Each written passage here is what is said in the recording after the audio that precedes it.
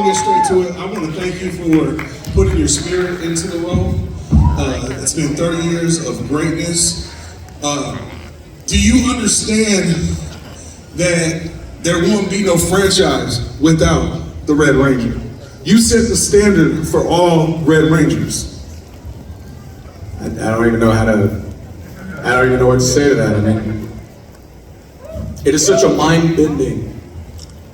The show is in 40 countries, in 90 languages around the world. So all races, all religions, all cultures, doesn't matter who you bend a knee to or don't, there was somebody for everybody to identify with and to find as a father figure, a sister figure, a brother figure, whoever it was you needed in your life, there was somebody there for that. And we're the only show in the world that did that. And we're still doing it 30 years later. They're still making the show and they're doing amazing things. When I look back on the OG Red, I think about the very first audition. It was for a show called Phantoms. And then it turned to Dino Rangers. And then it turned to Power Rangers. And when they told me at 17, they're like, man, you're gonna be the Red Ranger. My first thought was, what's that? I had no idea. And now I look back and I know that the red suit, the original cast, the original 5 suits, and the green suit are the iconic suits anywhere in the world. You could walk any country in the world, show a picture of that suit, and everybody goes, yep, I know what you're talking about. That is amazing. That's amazing. I can't even wrap my head around it still. When you auditioned for the Red Ranger part, did you know that you got it? Like, did you walk out like, yeah, I did that? Or were you like, oh, I messed up, I should have? So one of the guys, hey, you want to hear the guy that asked me how I got the role? Okay, there's a couple guys that asked me. So here's the story. I was 17, I was in high school, and I was a rebel without a cause. I go to school, played football, and then I go to the dojo, I would teach. It wasn't my dojo, but I was teaching under a master there, and I was looking to build up my student clientele. One of my first students was a commercial acting coach. His name was Bob. Bob was an awesome guy.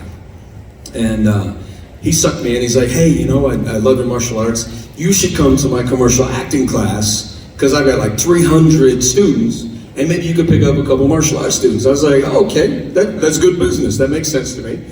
And so I went to his class, and he's like, oh, you should actually take the class. And I was like, I hate cameras. I'm not even cool with large groups of people. I was like, it makes me uncomfortable. He's like, you need to get over it. And I was like, no, it's not my thing. So needless to say, I took a couple commercial acting classes, and I was like, all right, that's what you do, that's how you act. Like the first thing you want to know the kicker? First lesson I learned in commercial acting was never wear red. Because he told me, he says, you have a white skin tone, red is gonna make you look like a cherry tomato. He's like, if you have dark skin tone, red works great. I was like, okay, first TV show, all red. So anyway, just a little irony there for you. So as I'm going through the classes, he hears about this audition. He's like, hey, there's a cattle call, and that means they advertise for the audition in a newspaper. And for 3 weeks, he nags me. He's like, you need to go for this audition. It's for a show called Phantoms, and they're looking for 5 teenagers with attitude. I was like, I don't have attitude. What you talking about? And he's like, you need to go do this. I wouldn't do it. He nagged me for 3 weeks, and finally he's like, look, I'm gonna bet you $20 if you go to this audition, you're not gonna be wasting your time. I was like, $20? That's back when gas was 87 cents a gallon, okay? So you could do something with $20 back in my day. And I was like, I'd get a tank of gas in my little 4-cylinder car, I'd get a loaf of bread and some bologna, like that's $20, okay, let's go. And so I went to the audition, drove 2 hours, showed up for the audition, and this room times about 100, packed full of people. 10,000 people showed up for the original audition, right? It was insanity. They gave us track numbers, like with numbers across the chest, it was wild. And they kind of separated us into groups, but didn't really tell us why. So we had tall groups, short groups, medium groups, and we stepped into the group, and I was over here, and pretty soon somebody comes around, and it was this dude with this Australian accent. He's like, hey man, how many of you boys know martial arts? You know? Everybody's hand went up, of course, like everybody. You know, and you could tell the dudes that didn't know because they're like, you know, like this, but they were gonna get found out. So fast forward, they bring us up onto a stage, a lot bigger than this, and we end up, they pull us forward in sections of groups, and they're like, all right, show us your martial arts. So we did martial arts, and I did mine, and there were 3 people sitting in the audience, the director, the casting director, and somebody else I don't remember. And they looked as bored, they looked like Simon Cowell.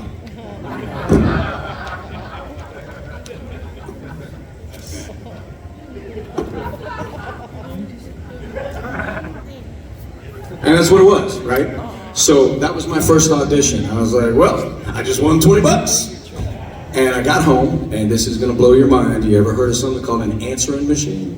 Hey, okay. So I get home, and my phone was still plugged into the wall, and it was an answering machine, and there was a message. And I get home, they're like, hey, we'd love to see you back tomorrow at noon. I was like, I can't lose $20, man. I was like, how am I gonna get gas if I lose $20? And so 5 auditions later, I ended up sparring with the greatest choreographer of the time. His name was Yamashita Tadashi. And he did the Wesley Snipes. You guys saw Blade? He did all the choreography for Blade. Like, the dude was a legend, right? He did the Sean Connery movies, all the choreography for Sean Connery. So they put me in with this guy, and I was terrified. I was like, I'm way out of my league. And so long story short, here I am. That's how I got the role, and that's the story.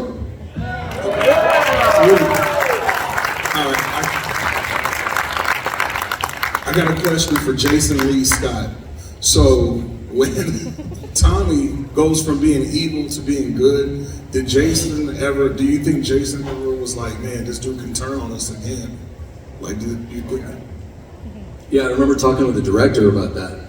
I was like, you know, I know you want to make Jason and Tommy brothers, but it's, as a leader, you can't have somebody come in and stick you in the back. Like your whole team, he stuck my whole team in the back. How am I supposed to trust this guy? And the director looked at me and he says, because we tell you to. I was like, okay. I was like, so I'm just gonna have amnesia? Is that what's going on? And he goes, pretty much. He goes, you're gonna be pals. And that's what it was. Okay, I can go on and on with these questions, but it's about y'all, the fans. Does anybody got a question? All right, Adam Loper. Hey, Austin. So I just want to ask you, how did the scene go, like, when you guys were in the food fight episode, you know? Like, was it very messy? After they said, okay, we're already wrapped up. Oh yeah, so, all right. Think back to when you were 18 years old, and so I walk on the set one day and I read over the script and I see that there's supposed to be a food fight. And my first thought was, there's no way they're really gonna have us throwing real food. Because they should know better. So I walk on a set and there's huge bowls of like barbecue, baked beans, pies that were filled with nothing but whipped cream, and like bowls of salad and just food everywhere. And then I look out in the hallway where you can't see on the camera and there's trays of refills, and I'm like, oh, this is gonna be fun. And so then I look at the cameras, and the cameras are covered in like these clear tarps, and there's this one little square shot where the director is looking through, and another square where the face of the camera is looking through the tarp. And I can remember they come in and they're like, yeah, this is what we want you to do. You're gonna take this, you're gonna throw it that way, and that's what's gonna happen. I was like, okay. All right, well, I don't want to miss anybody. I want to make a line to answer some of these questions. Let's get a line going. So they gave me the come on. And so the floor, we'd had a couple takes and the floor was a little slippery, so I grabbed this great big old pie and I'm like, oh! Oops! And hit the director square in the face. He was so mad. And I couldn't even hide. I just laughed. I just laughed my butt off like an immature 18-year-old boy. It was great. I had a great time. Hi, my name is Juan. Hollywood made the Expendables movies. And they had all these big action stars. Now, there's different types of action stars. Some they use guns, some they do martial arts. So it's like, if they did a martial art Expendables movie, who would you like to fight as a tournament? Like Jackie Chan, Jet Li, Chuck Norris, Steven Seagal, Wesley Snipes, Tony Tony Jaa, Michael J. White, You forget anybody? Just want to make sure. African kickboxer. Yeah, those guys are all legit, man. I mean, Jackie's a beast. I mean, he's been around forever, does his own stunts. He's probably got, I have really fast hands because I've spent time in Kempo. I'm fast, but I'm not Jackie Chan fast. That's a whole nother kind of fast. But I would love to do any sort of choreography with Jackie Chan. That would be incredible. Michael Jai, Jet Li, any of those guys would be incredible. And still, like my original hero, the guy I grew up wanting to emulate was Chuck Norris. Chuck Norris and Bruce Lee were like, they were my dudes. So he's gotta be 80 something now. I bet he still could tear it up. So I sparred with him 20 years ago, and I felt it. Hi, my name's Andrew, and recently you were in Beast Morphers, Power Rangers Beast Morphers. How was it working with the Dino Charge Rangers? It was great. They were a bunch of great guys. They were brand new. They were super young. They reminded me of me 30 years ago. Okay. They were awesome though. I love their suits. Did you like them? It was pretty cool. And I got to be with another Gold Ranger that wasn't me. That was cool. You liked it? Yeah? Okay. I'm with you, dude. I thought it was cool. And I heard when the Red Ranger, he rolled his ankle on one of those episodes, like behind the scenes, and you wrapped up his ankle. I don't know if you remember that. Yeah, I forgot about that. We were on set at the main set, and he rolled his ankle, and he came in, and we were in the green room or something, and he was talking, and he's like, "Yeah, this is what I did. I don't know what to do." And I was like, "Well, you know, I was a medic for 16 years. You want me to take a look? You know, I could check it out." And he's like, "Really? Yeah, okay." So I checked out his foot, and you know, it was like a stage 1 sprain, which is not fun, but it's not terrible. And wrapped him up, and you know, it was a BLS maneuver. You know, nothing sexy, but it worked. I forgot about that. Yeah, it was great. Hey Austin, So, 2-part question. One, are you enjoying South Texas? first off, I love South Texas. One of my favorite places to be in Texas. I live in Dallas. And you know, we have plenty of Mexican restaurants. There's Mexican restaurants all over Texas, right? But South Texas is where it's at. And the barbecue is amazing too. So, the second part of my question. A couple years ago, I got to meet Karen Ashley, David Yost, Walter Jones, Catherine Sutherland. And the one question that I had to ask them was there any point in your life when you woke up and said like, "Whoa, I'm a Power Ranger"? Did that ever dawn on you that you were like a gigantic influence in all of our lives? Because I wouldn't be here today if I hadn't watched your show in 1993 when I was a kid. Did that ever dawn on you? So the first year of filming, we filmed 12 to 16-hour days, literally for a year. We got 1 week off for Christmas. So the whole first year, while the world was blowing up about Power Rangers, we had really very little idea. I can remember it was completely unexciting. The producer comes down, Jonathan Zakura, and I'm sitting with Walter, and we're half in our Ranger suits tied down around our waist. We're sitting there going over lines, waiting to go on set and film. And Jonathan comes down, he's like, guys, I want to tell you, congratulations, your show is #1 in the world. And it was just Walter and I. And he's like, good job. And he turned around and walked out of the room and went back upstairs. And I'm sitting here, I'm like, I looked at Walt, I was like, did that just happen? And he just kind of looked at me and went, and we went back to reviewing our lines and we did our job. We hadn't seen it yet. We hadn't caught the news, we had no idea. It was the first week of Christmas, I got a week off. I decided to go to the Glendale Galleria to buy a pair of jeans. That was a huge mistake. Because it wasn't you guys, it was your crazy moms. Okay? Your mama's got stories she needs to tell you. Go ask her. Alright? I went into the mall. Walter told me that he went to the store with his mom and he like passed by the toy aisle and he saw a black Power Ranger. Yeah. It was like, dude, that's me. Yeah. And that's when it really like hit him. He's like, I'm So- a Power Ranger. When it hit it for me was I'm walking in, I drove my Jeep up, I'm wearing a white t-shirt, blue jeans, I got my hat and my shades on just because I was trying to be cool.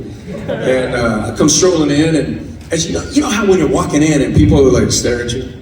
And you're like, what, I got a booger? You know, is my fly down? You're like, what? You're going through all the reasonable stuff you should check when people look at you funny.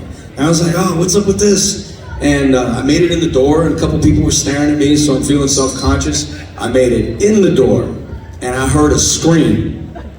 And I was like, somebody having a baby? What happened? And then heads turn, and they're all looking at me, and I'm like, what's going on? You know, I was like, what's... And then I realized they're looking at me, and the screaming started happening again, and then the wall of people came. My shirt was torn off my body. Wow. I had claw marks down my back. One of my butt pockets of the jeans that I had that worked was torn off. My shades I never found. My hat was missing, and one shoe was gone.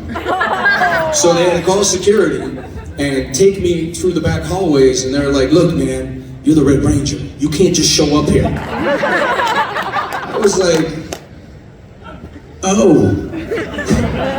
Okay, so that was my first, holy crap, I'm the Red Ranger. Yeah, it was a trip. Hey Austin, it's me, Jesse Bazan Jr. again. Like we met on Friday. Yes, sir. This one is a two-tone question like the previous guy. Okay. So first off, my first Power Rangers was Power Rangers Wild Force. Okay. And I remember having a DVD that is like the best of Power Rangers that had episodes from Mighty Morphin Season 2 with the appearance of the White Ranger, one in space, the final episode, one with Lost Galaxy where they teamed up with with the In Space Rangers, Lightspeed Rescue, you know, team up with the Lost Galaxy Rangers. And then Wild Force had Forever Red, and my God, it's the most amazing thing ever. So how did it feel to work with the other 10 Red Rangers? Because when we first met, I did the cool meet. Like I rubbed my pants and like, hi, I'm Jesse. Like, how did it feel for you? I gotta tell you, I didn't know, when they called me up, I was actually working for the fire department in Washington, D.C., or just south of Washington, D.C., Northern Virginia. And I got a call, or it was an email, I don't remember, and they were like, hey, you wanna come be a part of Forever Red and film an episode with all the other Red Rangers? And I was like, oh, they're probably talking about Steve and Jason Frank, because those are the only other two I knew of. And I was like, oh, okay, yeah, 2 other Red Rangers, yeah, that could be cool, man, but what are we thinking? They're like, no, there's 11. I was like, what have you been doing to the Red Rangers? Like, I did 86 episodes as a Red. Why are you killing them off? You know, and they just laughed, and they're like, no, man, just come on out and film. So I went into the chief, and I was like, hey, chief, I need a couple days off. He's like, oh, what, family, somebody sick, you okay? I was like, no, yeah, everything's cool. I just need to go film some stuff in LA, and then I'll come back. And he's like, wait, what? You're just gonna go film some stuff? Like, for TV? Because they all knew I was a Red Ranger. And I was like, yeah. He's like, okay. Gave me the days off. So I went out, and I met these other Rangers, and I remember walking up, and I'm not gonna say who, I'm not gonna drop names, but one of the first ones, he comes running to me, he's like, dude, I grew up watching you, it's so nice to meet you. And I was like, damn, I'm old. Man, what the heck? And so it was amazing. And then one of the other guys came up to me, he's like, you know what, bro? He goes, you're like the godfather of the show. And I was like, now I feel really old. Like I just need to, one day I'm gonna be here asking for a favor, you know? So, but it kind of grew on me after a while, so I kind of feel like the godfather, and I feel like we've got our non-mafia family members that are super cool, and I think it's amazing. I love meeting the guys, they were great. Okay, and second question is that not only I'm a Power Rangers fan, but also I'm a fan of Kamen Rider and Super Sentai. And really, the series Kyoto Sentai Zyuranger appeared in 1992 before Power Rangers was 1993. And the way how I see Super Sentai is that there's different stories beyond Power Rangers. So I'm not a writer, but if you were, how can you really see the comparison between Super Sentai stories and then Power Ranger stories? I think there's a huge difference. The Sentai storyline, the Japanese, how many of you guys have seen any of the Japanese footage? Okay, a few hands. So if you've seen it, like, it is dark. It's not rated G with cheese like our show was. They were dark, like, so the Green Ranger and Red Ranger in the Japanese footage were brothers. And the Green Ranger, he gets killed. He dies. He dies. They kill him on screen. I was like, wow, we could never do that in America. They would be so mad. You're killing people. We're going to take them off the air. Apparently Japanese kids can manage that stuff. So there's another episode in the Japanese footage, I kid you not. There is a fire hydrant monster. He has a great big fire hydrant nose. And then he has another fire hydrant. And he is fighting the Power Rangers, and he turns on the top fire hydrant and blasts the Power Rangers, and they're getting sprayed with water. And then he turns off the top, and he's like, ha ha ha, and he turns on the bottom fire hydrant and sprays the Power Rangers. I was just like, they aired this? And you can pull it up, you can watch it to this day. And I'm like, could you imagine if we had monsters that peed on us? In MMPR, it would have totally been a whole nother show. So it's a very different storyline, but it's super cool. I love it. Hey, Austin and Sam. Just wanted to say that my question you already answered as I was coming in. I want to say a thank you. Appreciate the story about the bet of how you managed to land that role. I lost $20, man. But got a career of a lifetime. Thank you, sir. Appreciate it. Yes, sir. Hello. Hi. Okay, so Power Rangers is like one of the most iconic children's TV shows ever. So you're the Red Ranger, so I just have to ask. What's your favorite color? It's not red. Oh, bit of a letdown. I'm a little burned out on red, I gotta tell you. Like, I don't even have BVDs that are red. So, not that I wear BVDs, but yeah, I'm probably like black, white, brown, earth tones. Red is cool. Maybe one day I'll buy red. I was thinking about painting my Harley red. What do you think? Should I do that? That'd be like, because you gotta understand, like Red Ranger, and then I was in the fire department. Lots of red. And then I was a medic, and there was a lot more red. And I'm like, red is red. Like, wow. It doesn't make me look flushed. Yeah, so I'll probably come back to it. It's growing on me again. Hi Austin, my name's Nathan. I was wondering, out of all the appearances that we've had of Jason Lee Scott, which one's your favorite as a return to the role? That's tough. I thought it was pretty awesome coming back for Zeo. I love the Gold Ranger. It's the only Ranger in the franchise that had the power of 3 Rangers at one time. It's the most powerful Ranger in the history of the show. But there was only 17 episodes, because there was only 17 episodes filmed in Japan with pre-filmed footage, and they didn't want to build a whole bunch of new sets. So I loved the Gold Ranger. And he was a 6th Ranger, and there was lots of cool stuff about it. So I thought that was cool. I got to kind of let Jason be a little bit of a pimp, a little more of a playboy, you know. He didn't have to be hyper involved like he always was. He could be a little more aloof, so I liked that. But I also loved Forever Red. Like, Forever Red was definitely one of my favorites to come back for. I had a great time doing that. And then Beast Morphers, when I came back for that, that was cool for a lot of reasons, because I got to come back with a bunch of guys that, you know, I could be their fathers. And I got to see how they were absorbing what I absorbed at their ages and how they were managing it. And then I got to come back and I learned about a power grid and the morphing grid, and I learned about Goldar Maximus, and I was just all these cool parallel universes and tie-ins that I think it's awesome. I don't know if I could just pick one. I know that I love them all for very different reasons. And I look forward to coming back again. All right. So everybody that's in line, that is it. So we're gonna keep answering these questions, but no one's gonna be added. So here you go. Okay, my name is Oscar, and my question is, how did it feel when you were on the first episode of Power Rangers? I was terrified. I was a 17-year-old, well actually I just turned 18. I knew nothing about acting, I wasn't an actor. I was learning everything literally about acting every day on set. I'd never seen cameras, I'd never seen a director, I'd never seen the whole production crew, all the stuff behind the camera you guys never get to see. It's an army of people. Like you're here at the convention and you see people walking around in costumes, you have no idea the army of people it takes to make this show happen. So give it a thought, and if you see one of them, tell them thanks, because there's a lot that goes on behind that.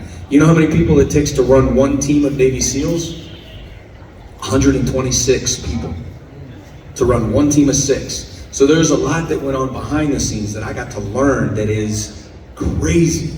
I was a little bit scared, I was a little intimidated. I was hoping I wasn't gonna make a mistake. You know what it's like to be scared of making a mistake, right? Raise a hand. Anybody? Yeah, every hand ought to go up on that one. But you know what I learned that was the greatest about it? You know what the 2 greatest words in the English language are? Next time. It doesn't matter what error you make. There will always be another chance for you to get it better next time. There will always be another opportunity next time.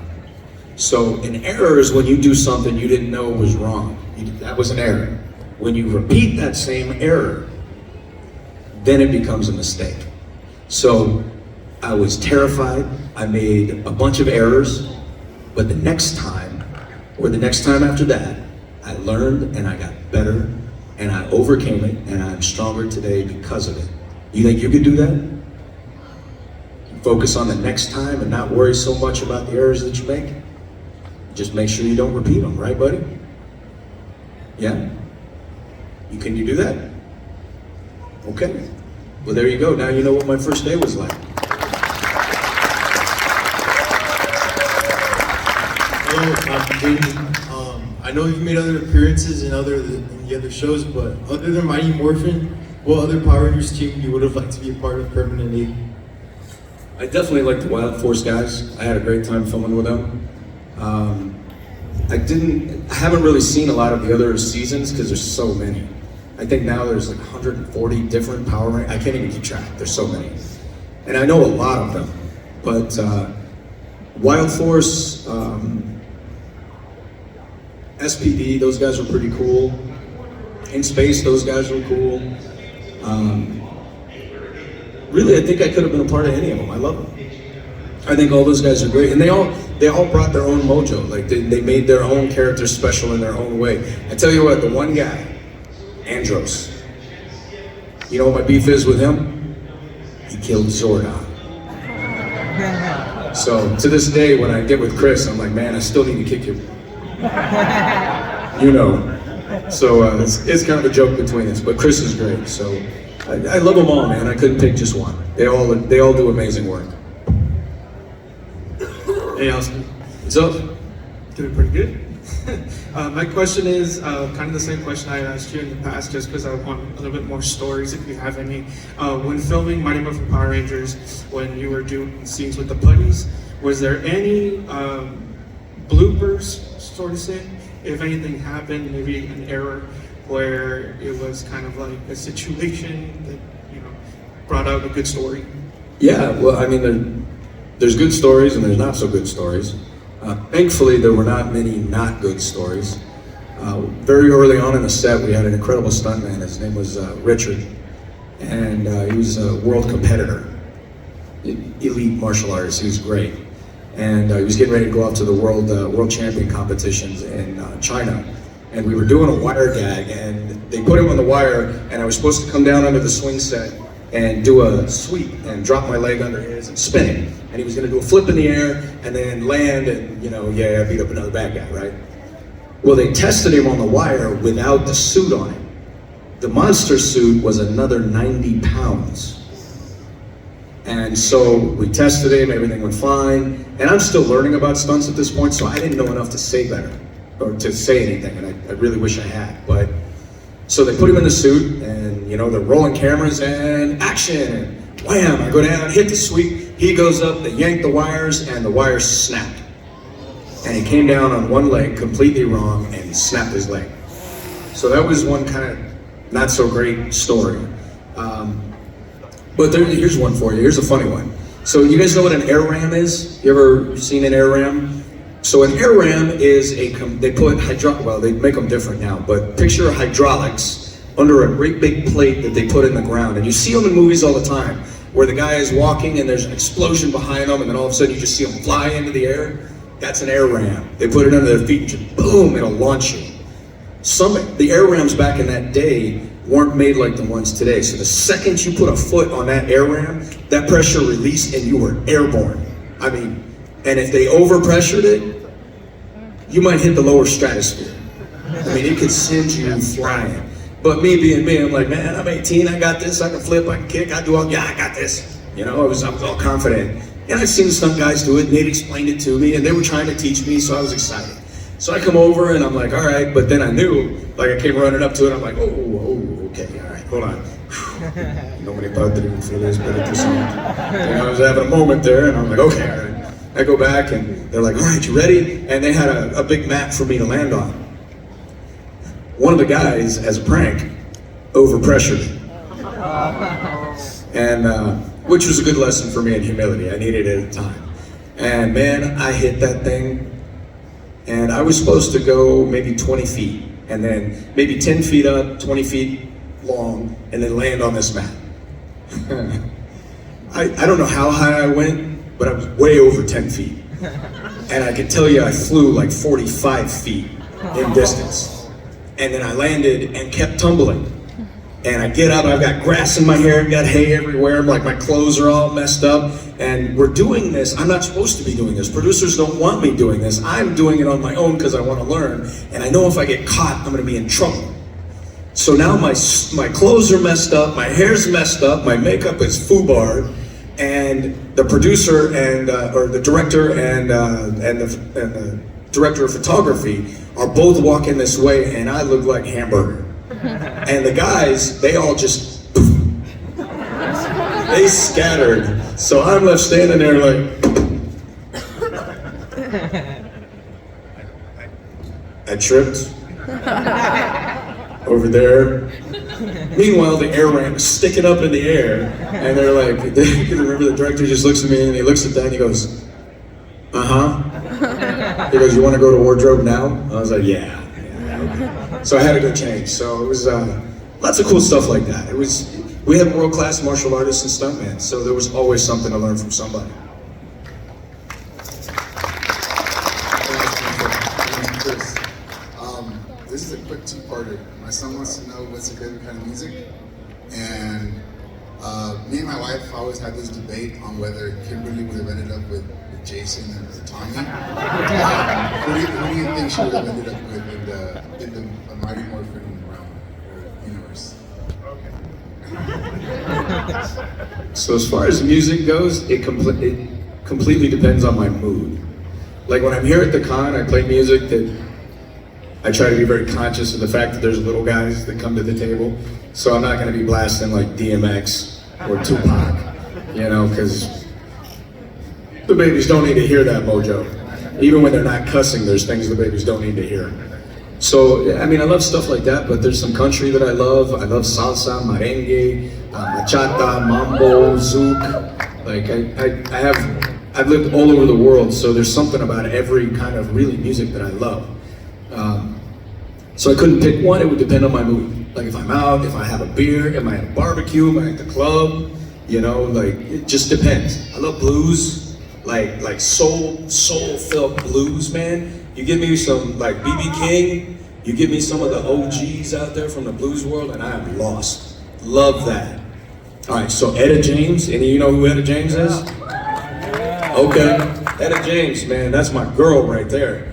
Probably a modern version of an amazing blues singer. Look up Kenny Wayne Shepherd. He's pretty awesome. All right, so that's music. Kimberly or Jason and Austin have got a lot in common with this one. I don't do high maintenance. There is no chance of that. I'm all about, I like the low-key beautiful and intelligent and strong. I like a strong woman.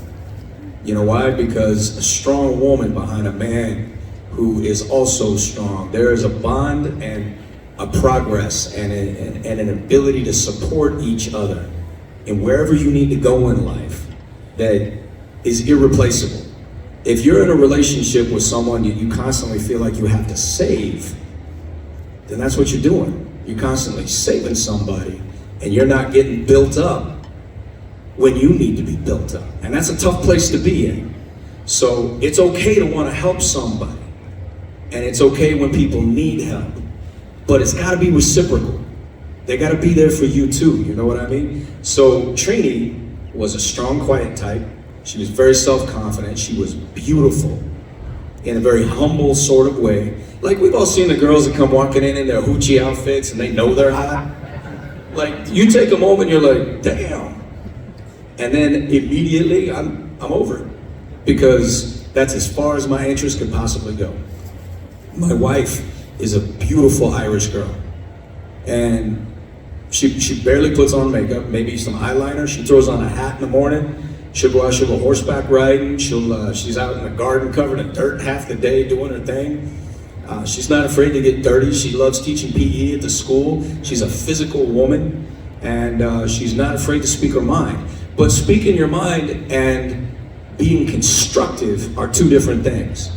So if someone is speaking their mind and breaking you down, that's not good.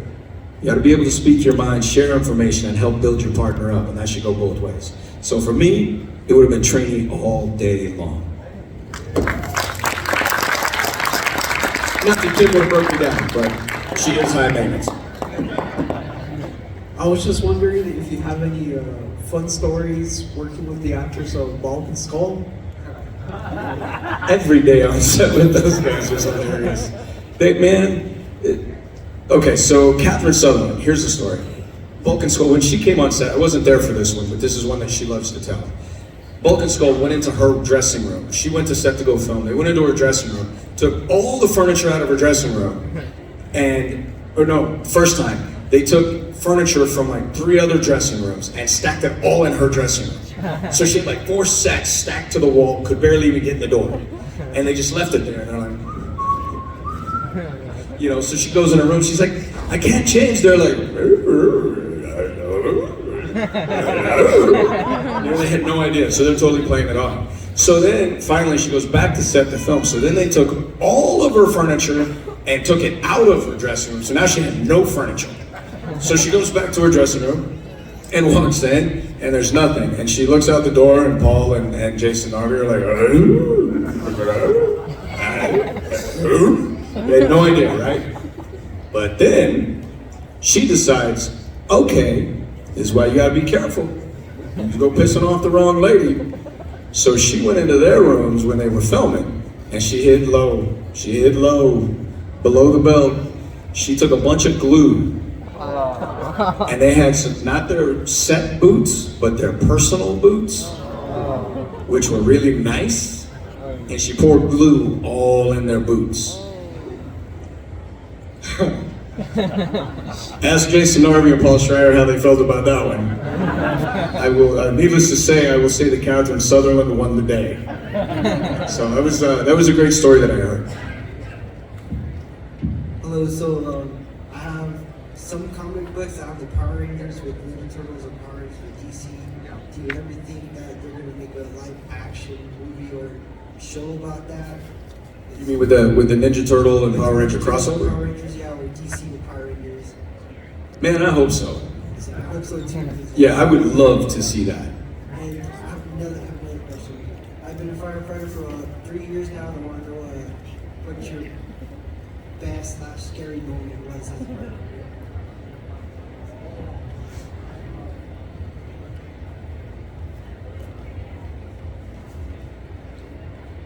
Any other fire or EMS in the crowd? Yeah? All right. Fire department is a different animal. Police, they gotta respect the hell out of them. You'll never see me screaming to defund the police because we need them. My mother was one of the first police in the state of New Mexico in the 1970s. My mom was a tough woman. So, but the fire department, police, you know, they got the badges and their guns, and God knows their lives are at risk every day. Military, tough SOBs, their lives are at risk every day. But firemen, not everybody is wired to run into a burning building. Most people are wired to run exactly the other direction. So,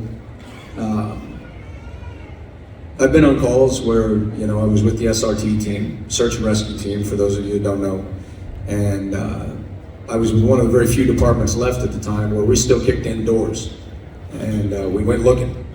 And, well, that's what SRT does. Most of the time, today it's what's called surround and drown. So they'll side A, side B, C, and D, they'll put a bunch of fire hoses out and they just rain down buckets of water and drown the fire. And then you go in and you overhaul the inside, pull down the roof, open up the walls, open up everything to make sure there's no fire hiding anywhere. And that's standard for a lot of departments today.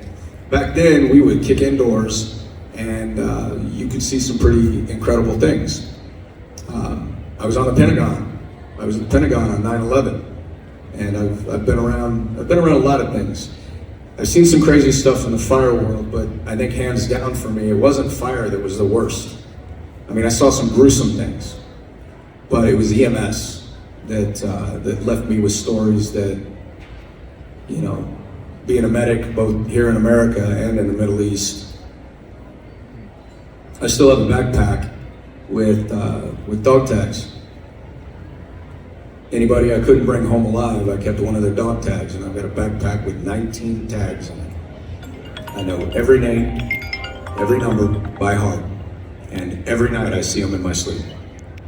So, whether you're fire, whether you're EMS, whether you're police, whether you're the trash guy, whether you're a teacher, whatever you do that betters your community is a form of public service, and that is something that is honorable.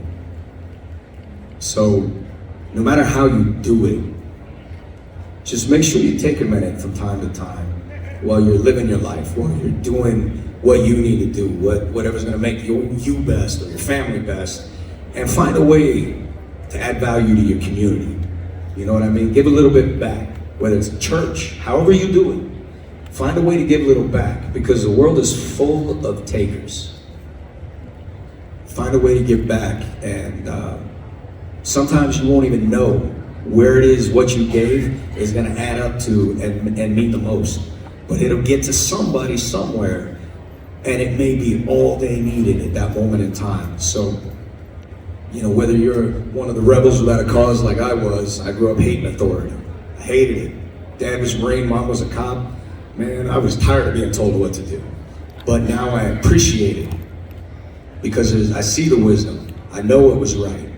And so, fire department, EMS, school teachers, the trash collectors. You have no idea how important that is.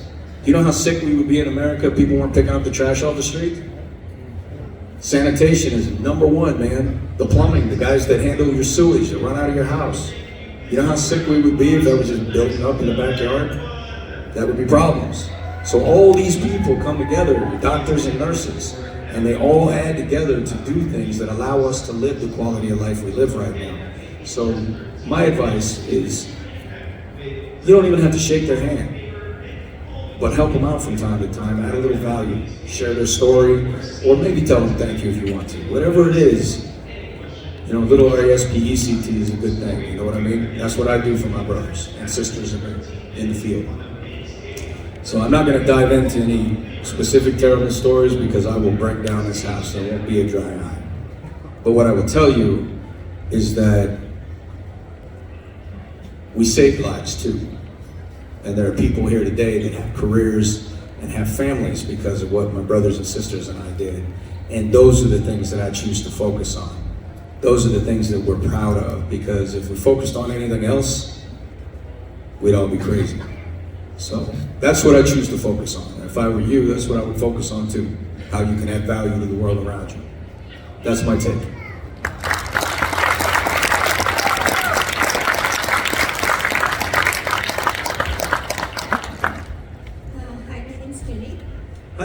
Gini. I remember you.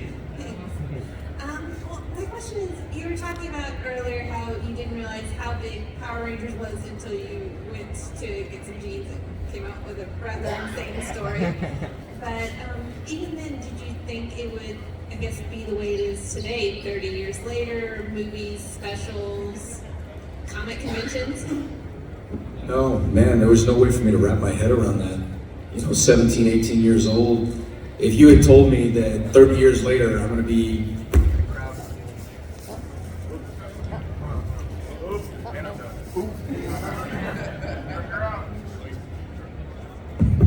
just cut out. So if you had told me that I was going to be talking to crowds full of people who found an inspiration in one of my characters or one of my castmates' characters who made career decisions and family decisions and generally amazing decisions based on something that my castmates and I did, I couldn't wrap my mind around that at 18. There's no way.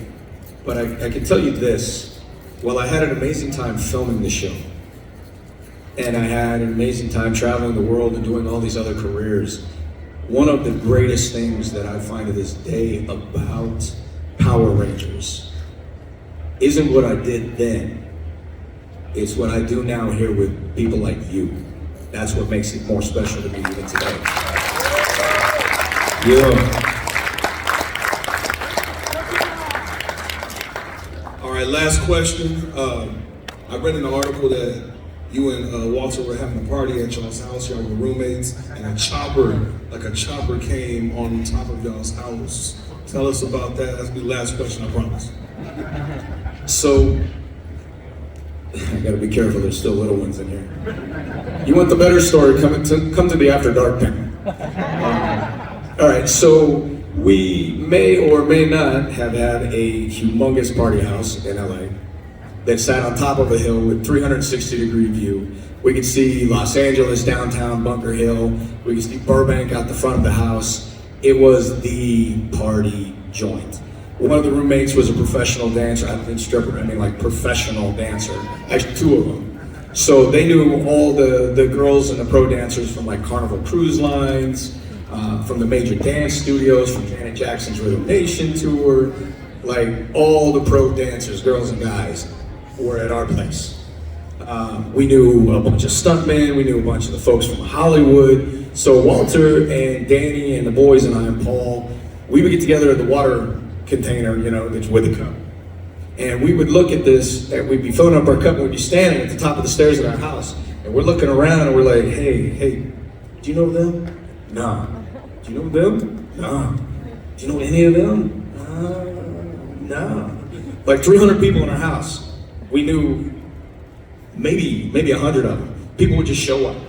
So these parties were huge, and it was at the top of a hill, and we would fill up all the road that drove all the way up to the top. So packed, tons of noise. Trampoline in the backyard, volleyball net in the backyard, dartboards, pool tables, off the chain, tons of fun. And it got loud. So somewhere around 2 o'clock in the morning, one night, I'm out in the backyard and we're talking. I don't remember who I was talking to. I think people were standing upside down on the keg doing kegers, drinking beer. And all of a sudden I hear this, what is that? And I look up and then all of a sudden this blazing spotlight, wham, on the backyard. And then I see the police cars pulling up the driveway and I see them coming up. And they all get out and they're walking up to the door like, you live here? I was like, can I help you? And they're like, yes, your party is extremely loud. We're having complaints from the neighbors. And meanwhile, there's like 3 dudes out here, because we didn't allow smoking anything in the house. There's like 3 dudes right there, blazing a blunt. And I'm like, I'm standing here talking to 5. I'm like, guys, that wasn't my thing, but they loved it. And the cops, I mean, it's blowing our way, and the cops just like, how can you? And you look over at the dudes who are blazing them, and they're like, the party is too loud. Would you mind turning down the music? Could you need to cease and desist, break up the party. I was like, whatever you say so you don't arrest 300 people in our house. And so then it was a couple of the other guys came out and talked to him, and in the end, they figured out who we were, and they were really cool, and they left. And the party went on for like another 4 hours. So it was ridiculous. We had a great time.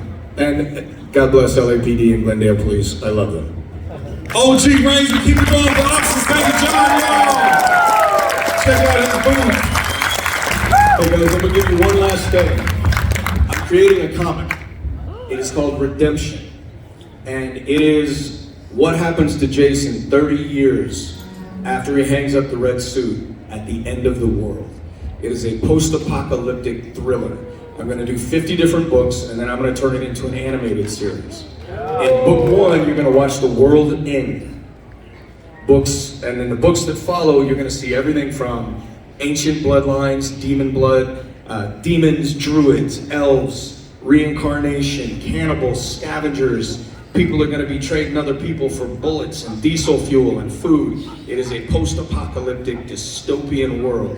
And it is about the evil of men and the evil that is out there. And it is about how Jason is going to turn into a character named Reaper. And he is going to become a dark anti-hero.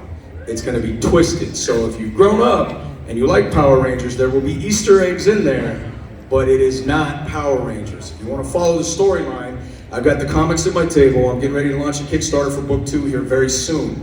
Get on my social media, check it up in 2 weeks, or check it out. In about 2 weeks, I'm gonna blow it up on social media.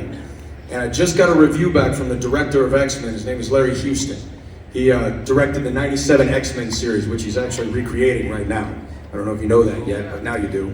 And if I have my way, I'm gonna have him direct my animated series, and I'm gonna bring in some of the biggest voices in the business. So check out Redemption. It's spelled with a number 1 where the I is, and redemptioncomics.com, man, check it out.